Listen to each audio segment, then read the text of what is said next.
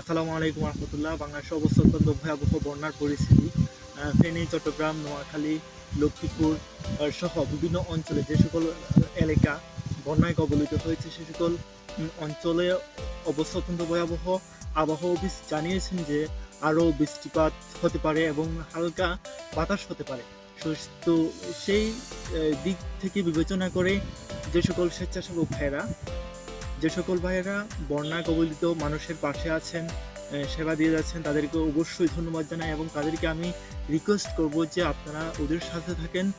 বন্যার পরিস্থিতি ভালো না, যদিও পানি কিছুটা কমে আসছে, আবার বৃদ্ধি পেতে পারে। কারণ হচ্ছে যে যদি ভারী বর্ষণ হয় তাহলে অবশ্যই বৃষ্টির পানির কারণে তাদের বিভিন্ন অসুখ বিসুখের সমস্যা হতে পারে। সেই দৃষ্টিকোণ থেকে আপনারা যে সকল স্বেচ্ছাসেবক ভাইয়েরা আছেন, আপনাদের কাছে আমার একটা রিকোয়েস্ট থাকবে যে আপনারা ওই সকল স্থানে তাদের নিরাপত্তা, খাবার ব্যবস্থা সব কিছুর নিশ্চিত করবেন।